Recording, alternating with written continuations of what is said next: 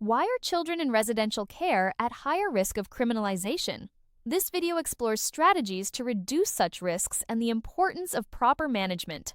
Discover how understanding and implementing effective practices can transform outcomes for young people.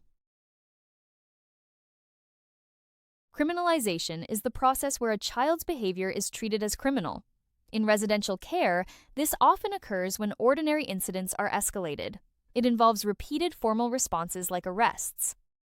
This net widening pulls children into the justice system unnecessarily.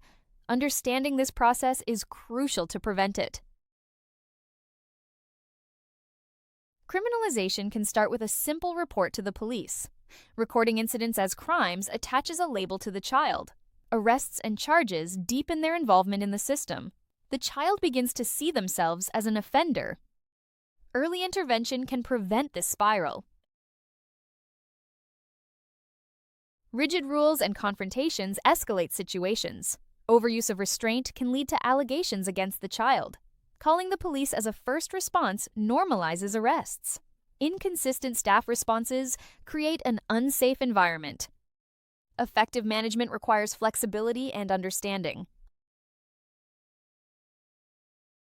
Imagine a child refusing a bedtime request. A staff member's harsh response escalates the situation. Physical restraint can lead to a police call and an assault charge. The original issue was minor, but poor handling escalated it. Calm. Supportive approaches prevent such outcomes. This net widening creates long-term harm. A criminal record limits future opportunities. Children may internalize the offender label. Seeking alternative responses can mitigate these risks. A young age criminal record restricts education and employment. It entrenches an offender identity, complicating desistance. Police involvement damages trust and relationships. Minor convictions can lead to custody. Alternatives can preserve opportunities and relationships. Criminalization disproportionately affects minority and vulnerable children. Care incidents classified as crimes amplify these inequalities. Professional judgment is often replaced by systematic classification. This punishes vulnerability rather than addressing its causes.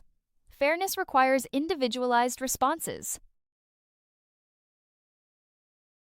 Restorative approaches repair harm and rebuild relationships.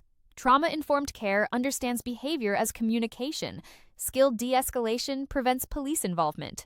Clear protocols ensure police are a last resort. Training and culture support these methods. Restorative conversations hold children accountable. They agree to repair harm without criminal processing. De-escalation uses calm and time to diffuse situations. Trauma-informed care addresses needs rather than behaviors. Consistent boundaries create safety and reduce conflict.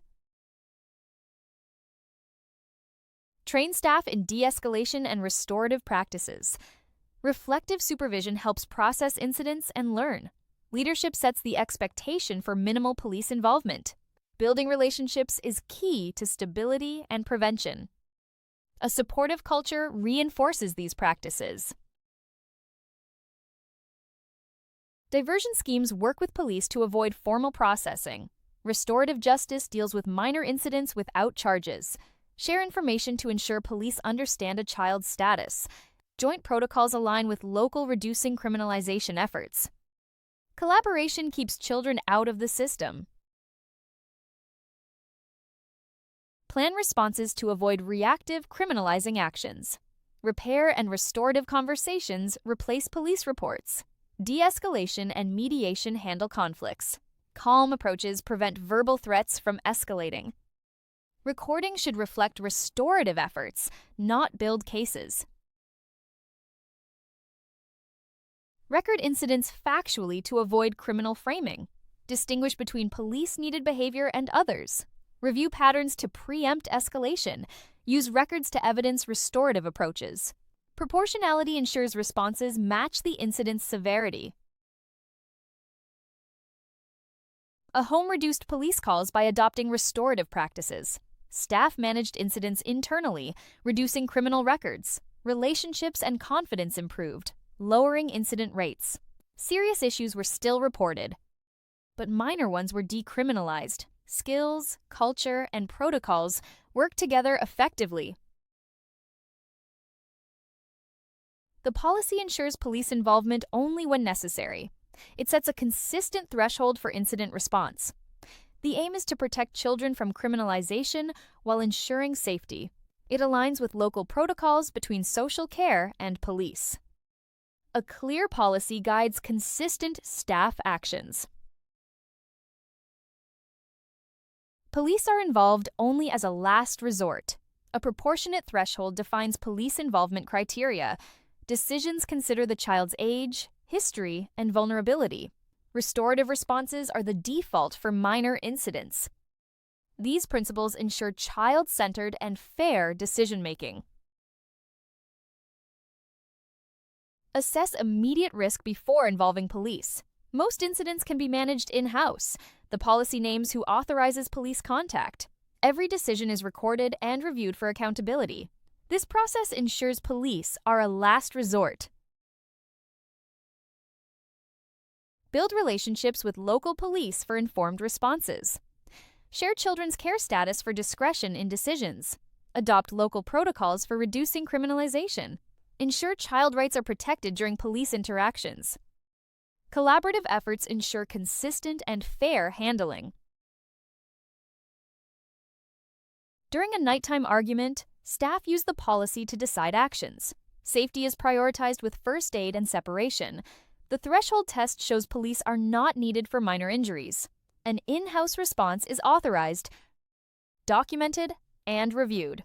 A clear policy enables confident, consistent decisions. Understanding criminalization in residential care is vital. Effective management and restorative practices prevent unnecessary system involvement. A clear policy guides consistent and fair responses to incidents. This is the conclusion of the video.